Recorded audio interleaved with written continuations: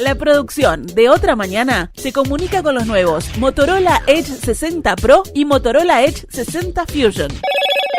Hello, Moto. La presentación del libro Claudio Paulillo, periodista, realizada en agosto de 2019, invitaba al lector a recorrer los textos fundamentales del periodista más influyente del Uruguay. Es que eso era Claudio Paulillo.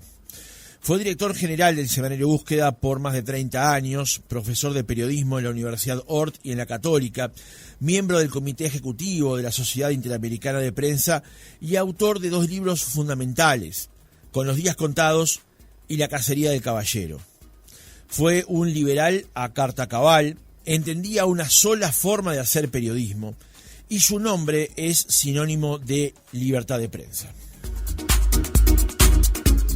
Hemos visto en los últimos tiempos cómo las noticias falsas o fake news, o cómo los trolls, que son personas que se dedican a hacer juego sucio online, o como los bots, que son robots que siguen a alguien y no existen las personas allí, han distorsionado ese pronóstico, el pronóstico de que se iba a morir el periodismo. No solamente lo han distorsionado, sino que yo tengo la convicción de que cada vez más se precisa la intermediación de profesionales de la comunicación, del periodismo en concreto, entre el público y el poder. Cada vez más, porque ahora con las noticias falsas puestas en la misma pantalla y el mismo formato que las noticias reales, la gente común tiene dificultades para comprender qué es falso y qué es real, qué es un invento y qué es una cosa que realmente existió. Por lo tanto, nunca más que ahora es preciso la intermediación de los periodistas profesionales. Este audio que escuchábamos recién es de una entrevista que le hizo Emiliano Cotello y Romina Andrioli en Perspectiva hace 9 años. 9 años, y parece que perfectamente pudiera calzar en algo dicho ayer estas declaraciones de Paulillo. Falleció el 19 de enero de 2018 a los 57 años, y hoy es una buena oportunidad para recordarlo, fecha en la que cumpliría 65 años. Y lo vamos a hacer con 2 personas que lo conocieron y mucho, pero de formas diferentes, Mónica Botero y Juan Pablo Mosteiro. Francisco Morales, Otra Mañana. Mónica, ¿cómo estás? Buenos días, gracias por acompañarnos. Hola, ¿qué tal? ¿Me escuchan bien? Perfectamente, ¿cómo estás? Bien, un gusto compartir este recuerdo junto con Juan Pablo y con ustedes que han tenido la buena idea de recordar a alguien que fue tan importante, no para nosotros, que también, sino para la ciudadanía, para el periodismo y para la democracia. Uh-huh. Juan Pablo, buenos días, ¿cómo estás? Hola, buenos días y buenas tardes por aquí también, Francisco, porque les hablo desde España, ahora mismo en Alcocebre, que está en la costa del Mediterráneo, en la provincia de Castellón, en la comunidad valenciana, y también saludo a Mónica, que ahora estaba recordando, hace bastante que no nos vemos, creo que la última vez fue en la cocina justamente de la anterior sede del semanario de Búsqueda, en Colonia y Rondó, ahora es una sede de la UTU, y recuerdo que ella tenía planes de salida ya de galería. En ese momento estaba entre ansiosa e ilusionada con sus nuevos proyectos, y de esto hará fácilmente más de 5 años. Uh-huh. Bien, gracias a Juan Pablo, que está allá en Europa, en la península. Acá estamos con frío, lluvias y humedad, y él está transpirando de una manera insoportable porque los calores en la península ibérica realmente están marcando justamente la agenda. Mencionaba en la introducción que ambos conocieron a Claudio Paulillo, pero de formas diferentes. Mónica por haber trabajado durante muchos años en Búsqueda, por haberlo acompañado en el desarrollo del semanario, y Juan Pablo porque fue su alumno, trabajó con él en Búsqueda, pero además después de su fallecimiento recogió en un gran trabajo muchas de las notas y artículos de Claudio Paulillo, además de haber acompañado también la investigación de Con los días contados. Vamos a ir por partes entonces. Mónica, ¿cuándo conociste a Claudio Paulillo? Sí, en realidad fue bastante antes de Búsqueda. Nosotros, siendo casi adolescentes, fuimos compañeros en el diario El Día y juntos de alguna forma siempre digo, nos criamos juntos, aunque él tenía juntos, nos criamos como periodistas, ¿no? Éramos muy jóvenes, casi adolescentes. Él tenía un poco más de experiencia porque era a los 16 años, ingresó al diario. Había fallecido su papá, también periodista, y que había trabajado en el día, y la familia necesitó alguien que ayudara económicamente a su mamá. Entonces él entró en el diario, siendo muy chiquito, pero con 16 años, pero evidentemente ya habiéndosele detectado una vocación y unas dotes para hacer el trabajo, porque además en esa época, estoy hablando de principios de los 80, era así como los periodistas entrábamos a los medios, conociendo a alguien o habiendo mostrado algún trabajo especial, teniendo acceso a ese mundo, y bueno, por ahí era como se ingresaba, y bueno, así fue como él empezó, y desde el mismo momento en que entró, yo me acuerdo que entré en el 83, fines del 82, ya él tendría 19 años, 20, ya todos hablaban de este chiquilín que la rompe, que bien que lo hace, se le puede dar cualquier responsabilidad. Y a partir de ahí formamos un grupo, pero que éramos básicamente nosotros dos y alguno más. Lizardi padre, por ejemplo, Selmar Lizardi, a cubrir los episodios fundamentales de la salida de la dictadura, del inicio del proceso democrático, donde además Claudio lideraba una especie de movimiento que reclamaba que además de la democracia, de la amnistía para los presos políticos y de, bueno, por supuesto, la proscripción de los dirigentes políticos, también la libertad de prensa irrestricta, porque claro, en ese periodo regía todavía la censura previa. Entonces, bueno, y muchas veces nos tocó juntos ir a entrevistar a dirigentes políticos, cada uno por su lado, pero digamos, los proscribían por tanda, entonces íbamos él a dos, yo a dos, dirigentes políticos que iban apareciendo, que no podían tener voz, y le hacíamos esa primera entrevista. Después estuvimos en un diario muy pequeñito, que habíamos sido todos periodistas jóvenes con gran ilusión, nos fuimos muy rebeldes del día, hicimos un diario maravilloso que duró 25 días, creo que fue un récord, y bueno, y después allí fue que Claudio, Danilo Arbilla, que fue un poco el maestro de los dos, lo contrató a él para búsqueda, y a mí un par de años después, y bueno, ahí sí hicimos un periodo juntos que para él fueron como 30 y pico de años, para mí unos 28, donde la verdad jugábamos de memoria, y donde en un periodo él fue secretario de redacción y yo fui subsecretaria, y después cuando se creó Galería, con esa forma tan,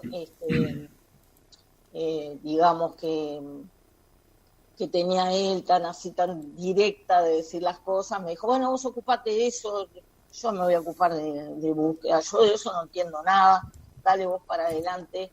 Y bueno, y teníamos también la guía de Danilo, que era un poco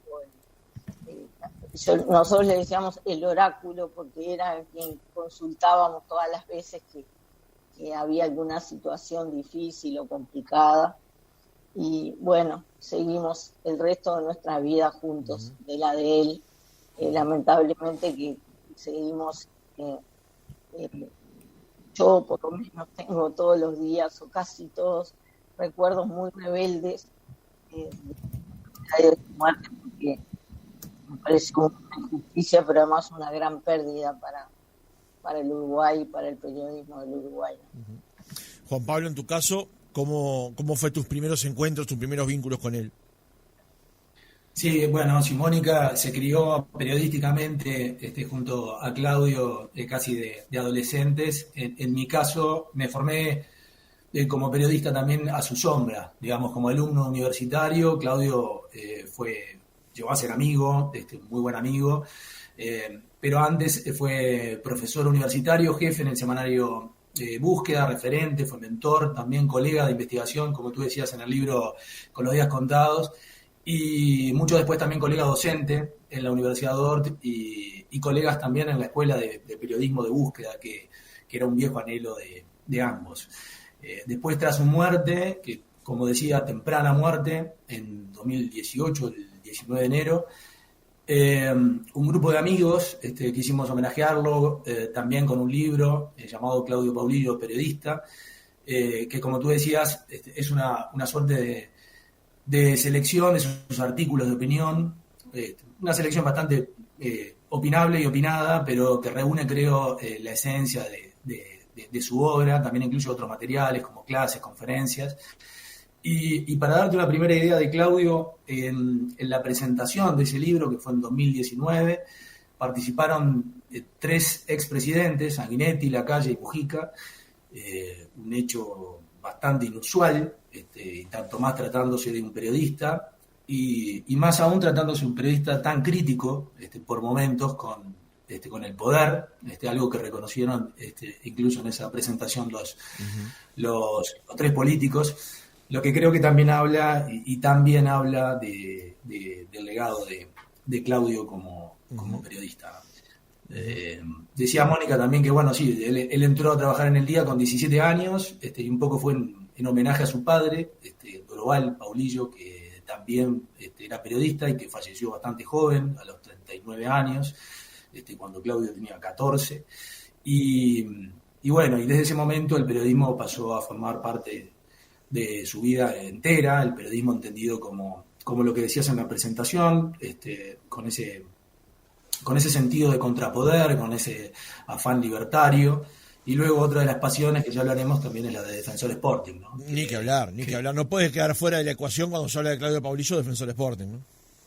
Exactamente. Como de Mónica Botero y Liverpool. Efectivamente. En la presentación de ese libro, Juan Pablo, había una placa de la gente de la editorial que decía que se invitaba al lector a recorrer los textos fundamentales del periodista más influyente del Uruguay. ¿Cómo fue forjando esa influencia Claudio Paulillo? ¿Cómo fue su trabajo? ¿Cómo lo describirías? Bueno, yo te decía, lo conocí como estudiante universitario, ahí fue mi profesor, y como docente marcó a toda una generación de periodistas que te podría nombrar, pero que trabajan en distintos medios y algunos ocupan cargos o puestos de destaque, de distintos medios de prensa, de radio, televisión, streaming, web, lo que sea. Tenía ese don de contagiar su pasión. Yo creo que pasión es la palabra que más se repite cuando se habla de Claudio. Pasión por esta profesión, pasión, oficio, lo que sea, pasión tú decías, por Defensor.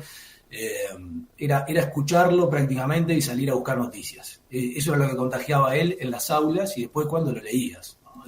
En Búsqueda, cuando empecé a trabajar, que fue a principios de este siglo, a principios de los 2000, él me asignó el área de presidencia. Esto fue durante el gobierno de Jorge Valle, y luego fue ahí que me invitó a trabajar con él para el libro Con los días contados, que ahí sí fue una investigación en la que lo vi en acción. Yo creo que estaba en plena forma, una investigación sobre la crisis económica y financiera del 2002, y que dicho sea de paso, Claudio no le tenía mucha fe al libro porque decía que era demasiado árido, que podía resultar denso, pese a las excelentes caricaturas de Aroxa, otro amigo de Claudio. Pero el libro estaba muy bien escrito, estaba lleno de información y terminó siendo un récord de ventas en no ficción. Ahí recibió varios premios, el Morsol, el Bartolomé Hidalgo, el Nacional de Literatura. Fue un libro que marcó época y marcó a muchos periodistas o aspirantes periodistas. Luego vinieron otros, como el de La Cacería del Caballero, también sobre el caso Peirano, que también fue otro superventas. Pero tenía eso de contagiar esta pasión, contagiar la pasión por contar historias, contarlo de una manera ya no objetiva, que que lo planteaba como algo inalcanzable, pero sí de una manera imparcial y lo más honesta posible. Eso era algo lo que él remarcaba, y creo que es un objetivo relativamente, si no alcanzable, aspirable. Mónica, en tu caso, ¿cómo crees que fue tejiendo esa influencia y esa referencia Claudio Paulillo con el tiempo? Bueno, un gran columnista también, ¿no?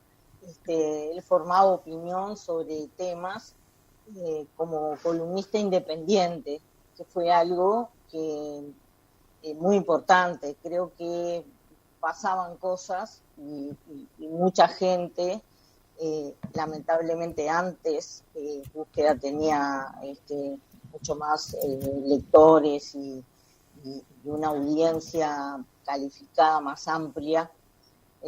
Digamos, ya sabemos cómo es la crisis de los medios Sí, hoy, claro. y bueno, el problema que eso ha traído para mal para las democracias.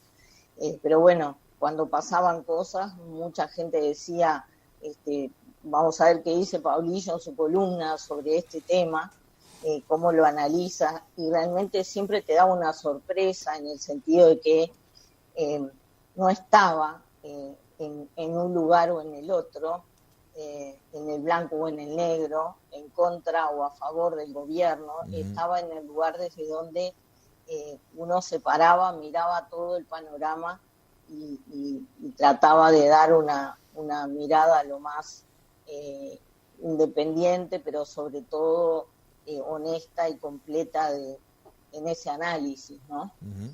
Lo otro es la capacidad de, como decía Juan Pablo, no solo como docente en la docencia formal, sino en la docencia de todos los días, de todos los cierres, de todas las semanas, sobre una forma ética y técnica de manejarse como periodista ante las fuentes, y además dando ejemplo como jefe, ¿no?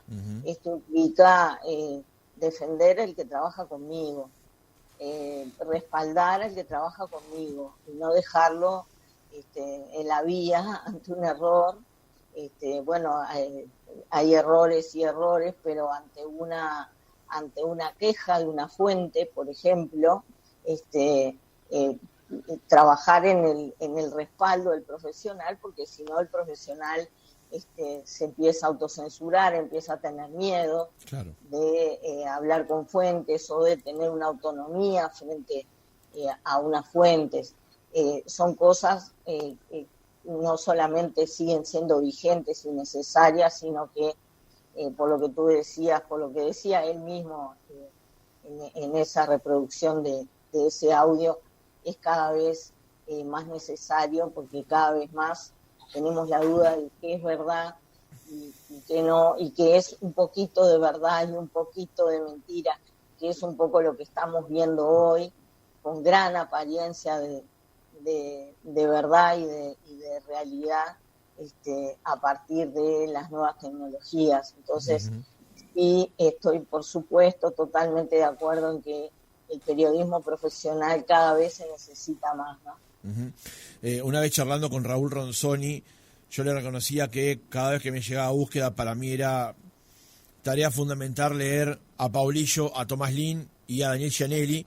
Él se ofendió porque no lo mencioné a él también, pero también el trabajo que hacía Ronzoni en judiciales, sobre todo, era muy importante. Y reparo en esto, Mónica, porque Búsqueda tenía a finales de los 90, principios de los 2000, hasta 2015, 18 tal vez, un gran plantel realmente de columnistas y de periodistas en general que llenaban el nombre de Búsqueda, ¿no? Sí, Búsqueda no era uno u otro, era muy difícil decir Búsqueda es esto, y por eso también para nosotros era un orgullo decir yo soy de Búsqueda o yo estoy en Búsqueda, porque eso, mencionabas un sello de calidad. Claro. Y el ser parte de ese equipo, no importa tu nombre, te daba prestigio a ti profesionalmente, ¿no? Esto yo quiero reivindicar una vez más, que fue en los primeros años, en las primeras décadas, fue una idea y una construcción de Danilo, que Claudio quizás fue el mejor alumno y el que mejor llevó a la práctica esas ideas con las que se creó Búsqueda como semanario en 1981, de hacer un periodismo independiente y con el mejor staff,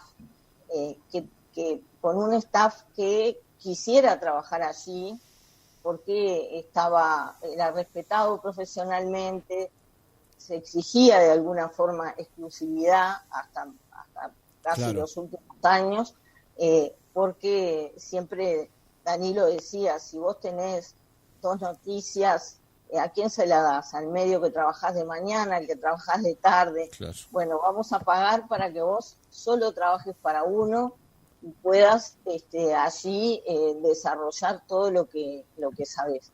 Y creo que Claudio fue el prototipo, fue el profesional modelo que Búsqueda buscó en sus inicios, ¿no?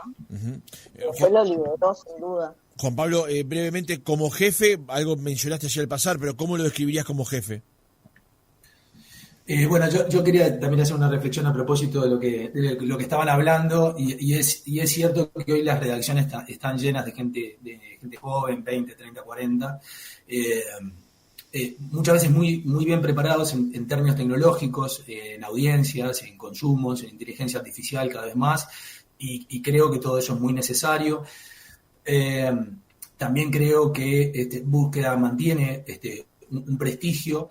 También es cierto, y esto lo hablábamos con Ronzoni, tú lo citabas ahora, y fue otro gran amigo que vivió justamente aquí en Valencia y que era periodista de Búsqueda, que sentó escuela, sobre todo en su área judicial, y que perdimos en estos años, que representaban justamente eso, ese otro contrapeso, creo yo, que es el oficio, la investigación, la capacidad de seducir, de discutir, de contagiar, esto que contaba Mónica.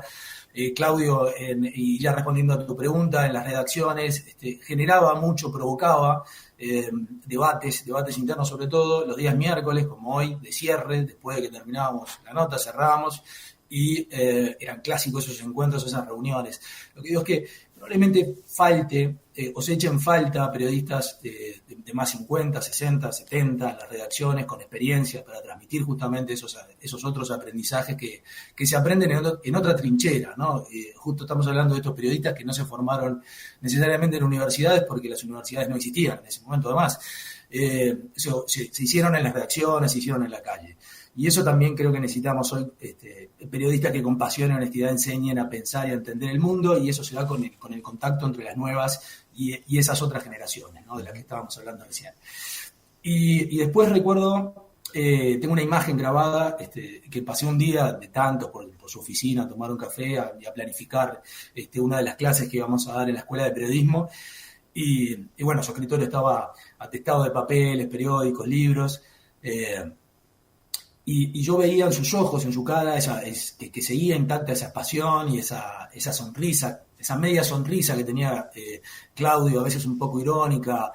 También tenía su humor, era bastante jodón, y ni que hablar lo que era la pasión en la cancha, ¿no? En el Francini. Alguna vez me tocó acompañarlo, y era otro Claudio, eso también daría para otro capítulo. Pero en esta instancia me acuerdo que en aquel momento él estaba peleando contra un cáncer de páncreas, ya en fase avanzada, y charlamos, supongo que de fútbol, de estas cosas, y me contó que al fin creía que en la vida, en definitiva, son los rostros queridos, los de sus hijos, los de Adriana, su esposa, los de sus amigos, de sus colegas, algunos lugares, algunos colores vinculados al fútbol. Y también me dijo que lamentaba haberse enfrascado en discusiones superfluas o en egos chotos, creo que esa fue la expresión que utilizó, con personas que estimaba y que incluso quería, ¿no? Creo que ahí también fue un aprendizaje, que además, de alguna manera, comprobé cuando hicimos la presentación de su libro, sobre su legado periodístico, y allí estaban 3 expresidentes, ¿no? Lo que decía al principio, Lacalle, Mujica, Sanguinetti, todos hablaron de los guascazos que él le daba, con alguna caricia de vez en cuando, pero sobre todo guascazos, Y Mujica en ese momento llegó a hablar de él como un combatiente, como un esgrimista de la palabra, y también lo definió como un profundísimo liberal, en el papel y en las acciones, aún discrepando de punta a punta, dijo. Y eso, no es común que expresidentes, también Tabaré Vázquez lo había elogiado en su día, pese a haberse apartado y no comulgar en muchos de sus puntos de vista, se sentaran juntos a recordar a un periodista, ¿no? Creo que eso dice mucho de Claudio. Voy a destacar 2 episodios en lo que resta de la charla para conversar con ustedes.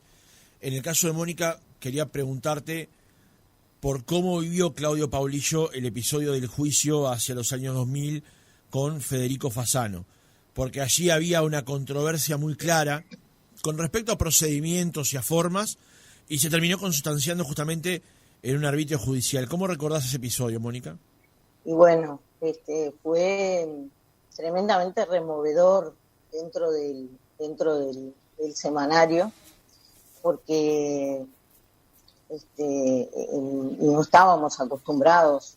Primero que nosotros veníamos de una escuela donde los periodistas no somos protagonistas y donde quizás eso ahora puede hacer gracia, ¿no? Porque claro, ahora cada uno tiene su cuenta, cada uno dice sus opiniones, salimos yo no, por suerte, pero periodistas que están en ejercicio en este momento, en espacios de chismes o sea, estamos aunque la prensa escrita siempre ha preservado un poco más el perfil bajo, pero entonces en ese momento tener que estar como siendo el centro de la información, y eso que además te desvía de tus cosas, de tus trabajos de todos los días, de lo que en realidad te importa hacer, fue una cosa que importunó mucho, porque nos comprometía a todos, estábamos todos preocupados por eso y tratando de además aportar argumentos y un montón de cosas, pero bueno, fue una lección, digamos. Ese fue un juicio que marcó un antes y un después, en donde un periodista le dice a un director de un medio que era notoriamente un operador y que estaba cometiendo determinados actos que no eran precisamente ilícitos. Yo no quiero otra vez entrar en este tema, pero eso fue lo que él dijo. Lo que hizo, le hizo un juicio este señor, y en el juicio empezaron a aparecer personas, testigos, personas que nunca pensamos que iban a poder ser testigos de Claudio, porque este otro señor era un señor que en su momento mantenía un poder económico, pero más que nada el poder que mantenía era el de difamarte, el de enchastrar a la gente, el de y entonces había un temor, y sin embargo aparecieron un montón de gente con pruebas, y bueno, las pruebas fueron contundentes, y finalmente el hombre decidió suspender el juicio poniendo una excusa tonta, ¿no? Porque veía que era abrumador las pruebas y todo lo demás. Pero bueno, ahí quizá igual un poco como en la presentación del libro, acá en situaciones más dramáticas, periodistas de todos los medios y colegas y amigos de todos lados fueron a respaldarlo, ¿no? Y nos paramos o nos sentamos atrás de él, de la mesa donde estaba él con el doctor Tati, que era su abogado, porque de alguna forma estábamos diciendo, Claudio se está defendiendo de una acusación, pero nos está defendiendo a todos. Uh-huh. Está diciéndole a los colegas y también a los políticos que a este señor no había que tenerle miedo, y que no podía ser que se utilizara el chantaje con el enchastre cada vez que uno decía algo que no le gustaba o que no le convenía. Y creo que surtió un efecto importante, ¿no? Fue un antes y un después ese episodio, pero eso no estuvo exento de pasarla mal, porque un periodista demandado, enjuiciado siempre hay una vulnerabilidad ahí que se toca y que nos preocupa y que sobre todo nos desvía la atención del trabajo que tenemos que hacer, ¿no? Y nos pone protagonistas, que es algo que en búsqueda siempre buscamos, y en galería, por supuesto, cuando hablo de búsqueda hablo de todos, salirnos de ahí, ¿no? Los periodistas no somos protagonistas, estamos para contar lo que hacen los protagonistas, pero nosotros no somos el personaje, ¿no? Bueno, ni que hablar. Subrayo al pie. Creo que ha pasado, pero creo que búsqueda no lo cambiamos tampoco, porque es muy esencial a la forma de hacer periodismo que tenemos, ¿no? El otro episodio que quería marcar, Juan Pablo, era la investigación que conllevó del desarrollo del libro Con los días contados, que es un libro excepcional, fundamental. Hoy me olvidé de traer a la radio, pero tengo mi ejemplar comprado originalmente y lo guardo como un tesoro, y cada tanto necesito volver a releer ese libro, que cuenta hora por hora, instante por instante, lo que ocurrió en la crisis del 2002, pero también antes. ¿Cómo fue la investigación de ese libro? Porque obviamente una característica que tenía Paulillo al hacer su trabajo era que confirmaba cada dato, cada fecha y cada hora, y cada cuestión que se ponía allí estaba rechequeada varias veces. Pero un episodio de estas características conllevaba muchísimo trabajo. ¿Cómo fue esa investigación? Sí, exactamente. Fue una investigación contrarreloj, porque en realidad salió muy rápido, porque fue con la crisis prácticamente en marcha, entonces requirió de trabajar sobre la acción, sobre los acontecimientos. Él planteó, bueno, como era él, ¿no? Antes de publicar, recontrachequear la información que teníamos. Para eso consultamos todas las fuentes que teníamos al alcance, todas las fuentes de presidencia, me acuerdo, todo lo que eran los archivos judiciales, y después entrevistas personales. Nos dividimos algunas de las entrevistas también. Recuerdo que íbamos sobre la reconstrucción de los saqueos que hubo en esa época. Fue un trabajo de investigación de mucho tiempo, de mucho análisis. Él tenía como norma, antes de publicar cualquier columna o artículo periodístico informativo, solía leer las notas en voz alta, pedir opinión. Recuerdo que marcaba todo en rojo, o sea, las correcciones, los errores, las dudas. Me acuerdo cuando teníamos el borrador, él imprimía y estaba todo rojo, parecía que estaba todo mal, y sin embargo, bueno, en las cosas que marcaba tenía su que ver, pero en definitiva fue un trabajo, para mí fue como fue la tesis de grado, ¿no? Que dicho sea de paso, él estuvo en mi tribunal cuando empecé a trabajar en búsqueda.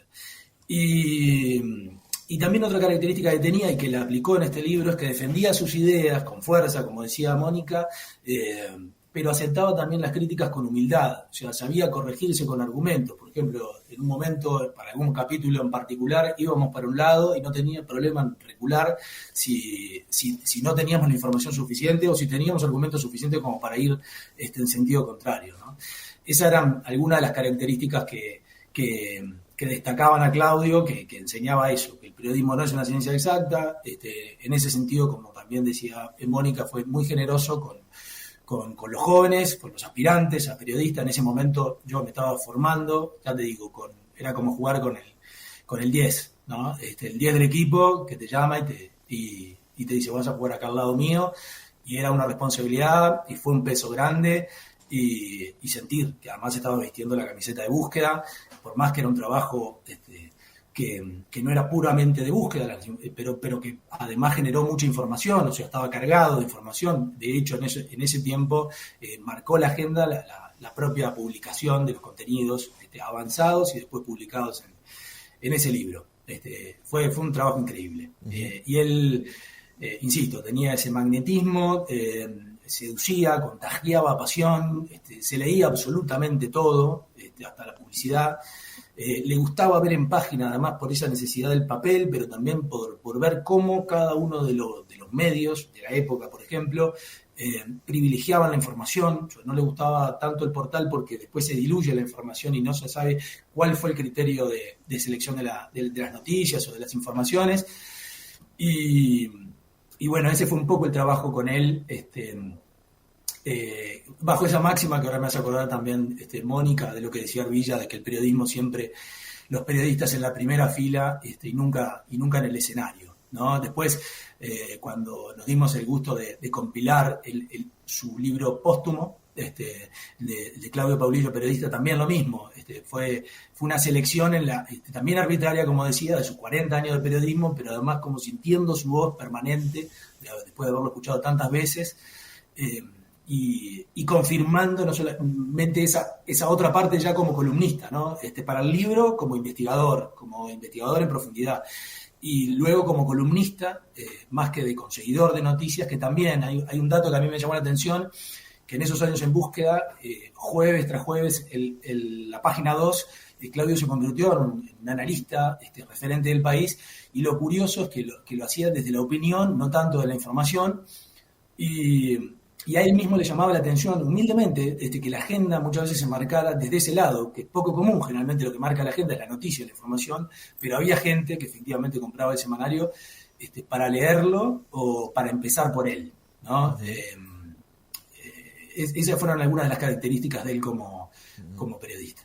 Un último asunto. Aparte de que, bueno, sus textos, eran muy entretenidos, estaban bien escritos, profundos, eran provocadores, eran combativos, se podía estar de acuerdo o no con lo que él escribía, pero estaba lejos de los análisis tediosos o presuntamente sesudos, claro, o previsiblemente solemnes, ¿no? Claudio, podía gustarte o no, podías coincidir o discrepar, estar en las antípodas de lo que él planteaba, pero lo que no ocurría era la indiferencia. Y lo que sí ocurría es que linkeaba toda la información que él daba a fuentes confiables, a fuentes serias, a fuentes sólidas. Entonces eso también le daba un mayor peso a cada una de las palabras. Una última variante para incorporar en la charla tiene que ver con el rol que jugaba Claudio Paulillo también como defensor de la libertad de prensa, no solamente en Uruguay, sino a través de la Sociedad Interamericana de Prensa en todo el continente. La prensa habitualmente está bajo asedio. Juan Pablo ahora está en España, y en España hay una confrontación prácticamente que permanente entre la prensa independiente y ahora el gobierno de Pedro Sánchez. Pero en América en especial siempre está teñida la discusión de los gobiernos o los partidos políticos versus la prensa, y sobre todo la prensa independiente. ¿Cómo destacás el rol que tenía justamente Claudio en esa defensa, Mónica? Bueno, él, de alguna forma, quien lideró la Sociedad Interamericana de Prensa aquí y la presidió más de una vez fue Danilo Arvilla, que por supuesto, y como en tantas otras cosas, decidió que la persona que mejor lo representaba a él, en búsqueda en todo, también en la CIP, fue Claudio. Y Claudio llegó a ser, si no me equivoco, uno de los vicepresidentes de la CIP, y bueno, tomó esto con el mismo compromiso con el que había tomado la dirección de búsqueda. Realmente la situación